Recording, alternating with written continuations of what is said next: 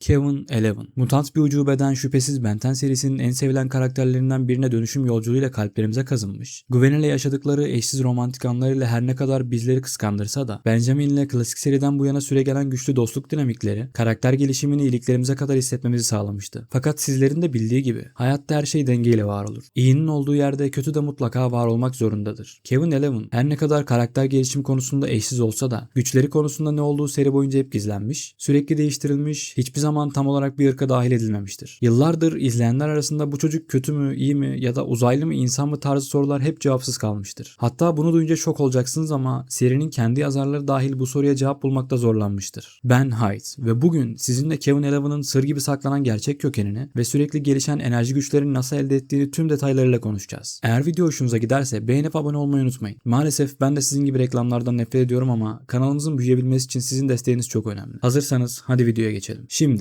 konumuza hızlı bir giriş yapacak olursak Kevin Eleven karakteri hakkında hayran topluluğunda yıllardır süren dev bir kavga var. Bir tarafta Kevin zaten klasik seride mutanttı, Alien Force bu gerçeği değiştirdi diyenler. Öbür tarafta hayır onu ozmoz yanlı uzaylı yapan Alien Force'tu. Omniverse bunu mahvetti diyenler. Kulağa basit bir tartışma gibi geliyor olabilir. Ama bu tartışmanın altını kazıdıkça ortaya öyle bir şey çıkıyor ki ne hissettiğinizi anlamlandıramıyor ve karmaşık duygular içerisinde geri yaslanıp ekrana baka kalıyorsunuz. Öncelikle şunu netleştirmek istiyorum. Ben 10 klasik serisinde tam 52 bölüm boyunca Kevin yalnızca 4 bölümde karşımıza çıkıyor. Bölüm sayısının azlığı sizi yanıltmasın çünkü her ne kadar az süre almış olsa da her karşımıza çıkışı seride köklü değişimler yaratmıştı. Buna rağmen bu 4 bölümde Kevin hakkında öğrendiğimiz tek somut şey şu kısa diyalogtu. What about your family? Long gone.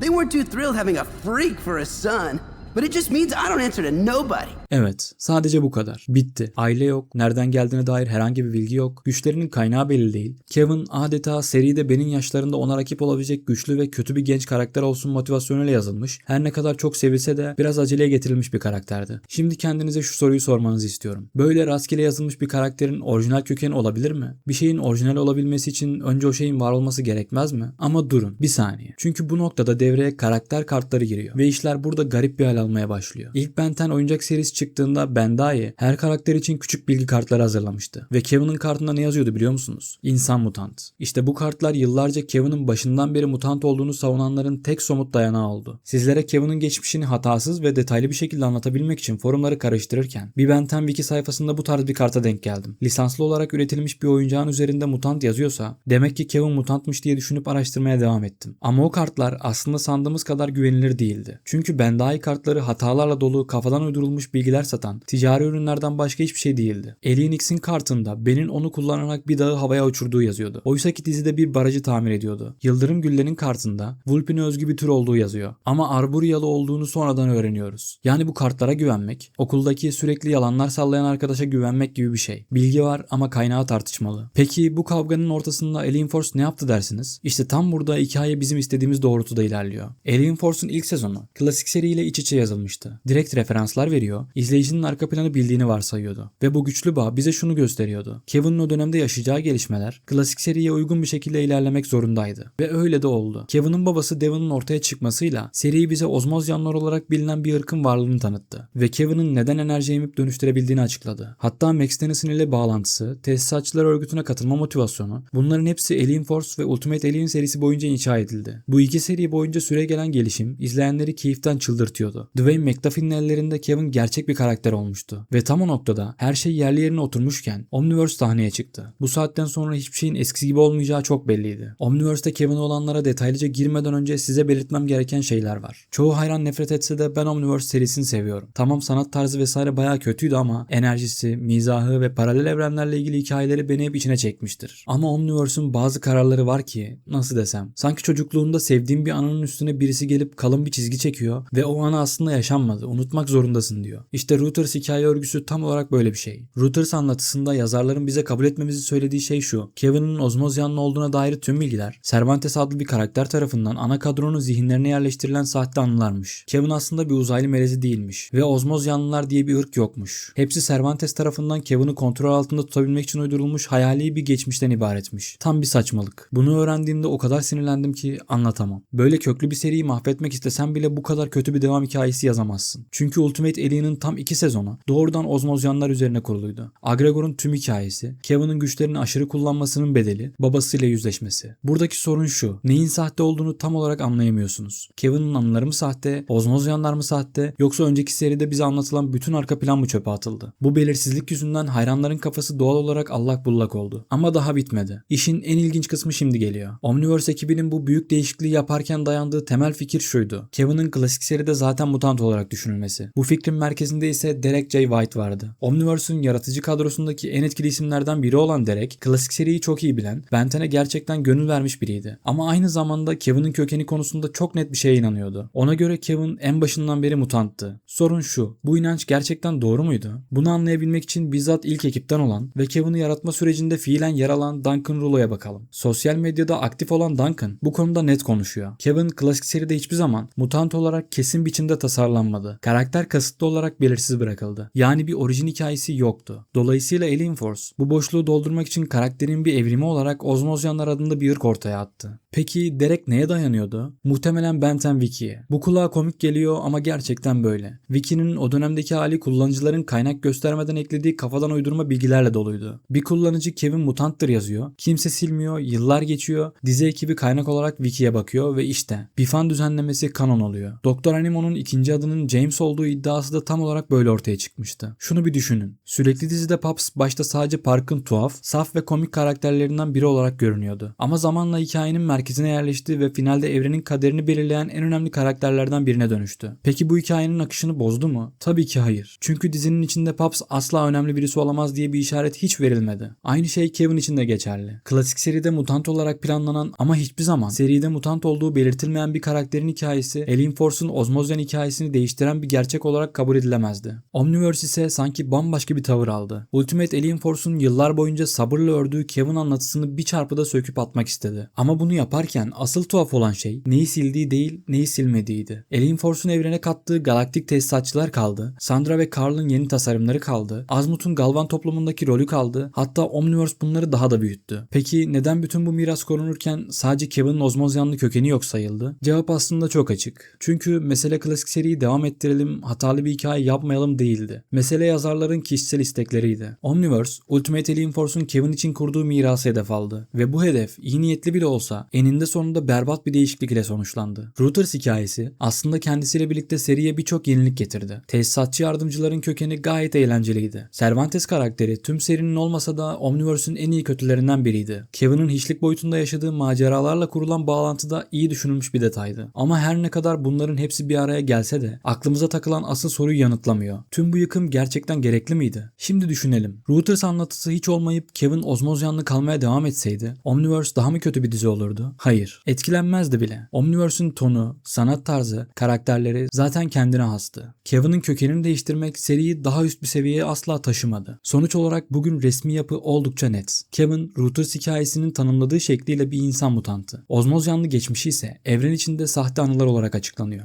Bunun değişmesi için ana Ben 10 zaman çizelgesinde yeni bir hikaye anlatılması gerekir ki şu an için bu pek olası görünmüyor. Ama her şeye rağmen dürüst bir özet yapmak gerekirse klasik Kevin'in hiçbir kökeni yoktu. Alien Force ona bir köken verdi ve Omniverse bunu geri aldı. Biz Ben 10'i çocukluğumuzdan beri seven hayranlar olarak ise Kevin'in Omniverse'te geçirdiği değişimi kabul etmek yerine ozmozyanların varlığını kabul etmeye devam ediyoruz. Omniverse serisinde Kevin'e yapılan bu ihanet sürecinin ise tam karşısında duruyoruz. Şimdi size samimi bir şekilde sormak istiyorum. Siz bu konu hakkında ne düşünüyorsunuz? Kevin'in ozmozyan hikayesi mi daha mantıklı yoksa Omniverse'ün saçmalıkları mı? Eğer Gwen'in normal bir insandan aniden nasıl büyü yapabilen uzaylı bir türe dönüştüğü gibi herkesin merak ettiği bir gizemi cevapladığım kapsamlı bir video yapmamı da isterseniz kanala abone olup videoyu beğenmeyi unutmayın. Bu videoya 200 like gelirse o videoda kanalda olacak. Kevin'in geçmişi kadar gizemli bir olay daha varsa o da Alien X'in DNA'sının Omnitrix'e nasıl eklendiğidir. O sorunun da cevabını merak ediyorsan ekrandaki videoya tıklayıp bakabilirsin. O videoyu da kaçırmamanı öneririm. Daha önce hiç duymadığın şeyler duyacaksın. Orada görüşmek üzere.